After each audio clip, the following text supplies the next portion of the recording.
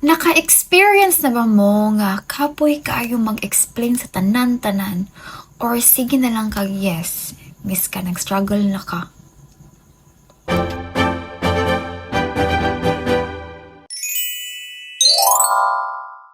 Hello everyone, wakey wakey, this is Shao Mariginot and welcome back to the Unshaken. And for this year, I will be speaking my own dialect because it seems I'm far away from my neighborhood, from my silingan. And I mean, I'll be more authentic and bolder, of course. And do not worry because I will be putting translation because, of course, our goal is to reach out worldwide. Manifesting for God's glory. Anyway, for our first episode this year, I want to help you set better boundaries and live a more peaceful life. And that's why I'm sharing you my mantra for the year. Less versus more. It is simple and realistic and can help us focus on what truly matters. Are you excited? Mura ni siya bugas ba nga mas maayo kung less lang ang hugaw kay more ang limpyo. Naks. Pero bitaw, you know what, in life, it's about less stress, more peace, less overthinking, and more surrender. And let me break it down for you. Here's my less versus more list for 2025. And these are small but powerful shifts that can change how we live and love.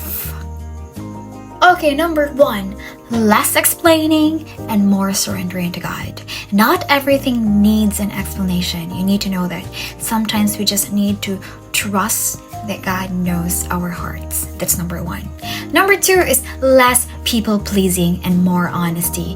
Ayaw sige guess kung di na kaya because honesty is better kaysa mag-sacrifice ka sa imong peace. Number 3, para nato ganintanan, less overthinking and more on praying because overthinking only drains you. Pray instead and leave all your worries to God. That's so beautiful. Number 4, less rushing decision and more discernment. Just take your time, okay? Ay pagdali. And it's okay to pause, pray, and think before you say yes. Or think before, pray before you decide. Number 5, this is so important. Less seeking validation and more knowing you're worthy, God. You don't need others' approval to know you're worthy because God's love is so enough. You don't need to prove anything. There's nothing to prove. Number 6, less gossiping. Sikat kayo na siya. Less gossiping and more building people up. Sa mga chismosa dira, palihog lang. Pahulay sa mo istorya nga walay klaro. 2025 na. Hindi mo po na makaon, di ba? Hindi mata mabusog, anak. So, palihog lang. Hala, basig chismis na sad ko, ba? Anyway, okay, instead of tearing people down, let's choose to build them up or stay silent. Kindness is always a better choice, and it speaks louder than any gossip. You're more than that, okay?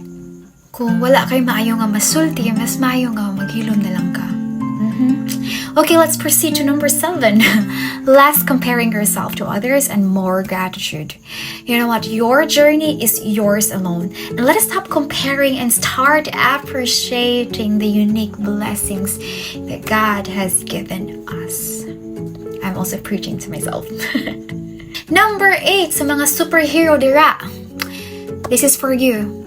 Less saying yes to everything and more prioritizing what matters.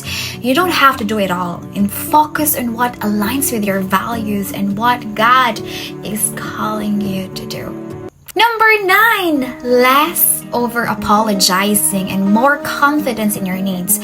Okay ra gyud nga na kay boundaries and dili ka kinahanglan magsige kag sorry. Okay? Number 10, less dwelling on the past and more embracing healing. It is time to forgive yourself. Again, it is time to forgive yourself. Move forward with grace and hope because it's the only way to grow. Allow me to share with you a very beautiful verse from Isaiah 43. Listen to this. It says here, do not cling to the events of the past or dwell on what happened long ago. Watch for the new things I am going to do. It is happening already. You can see it now. And for us to see that, we need to surrender everything to God. Let go of the past. Breathe in. Number 11. Less control over how others perceive you and more trust in God. You cannot control what others think, and let God reveal your heart to the right people. Number 12. Less perfectionism and more in progress. You don't have to be perfect, okay? Small, messy steps are still progress. And you know what? God never calls the perfect. He calls the willing. Are you willing to progress? That's a big question. Number 13, less judging others for their struggles and more offering grace. Di ta dali-dali og judge, okay? Di ta mo judge dayon, kundi mga ta, unsa ka imong giagian, unsa ka iyang giagian. Okay? Bawal judgmental.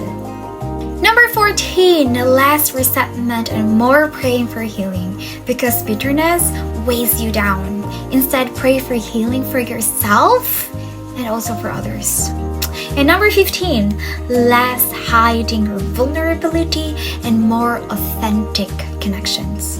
It is okay to let trusted people see the real you. And that's how deep connections are built. So, asa man ato imong favorite nga less versus more? Or na ba kay pwede madugang? Anyway, share your thoughts in the comment section, and let's make 2025 the year we focus on less of what drains us and more of what fills us with peace, love, and purpose. Let's grow together. That's all for today, and I hope you're blessed. Everything is God's mighty ways, and yes, God bless you. Stay unshaken and pag-amping. Bye-bye!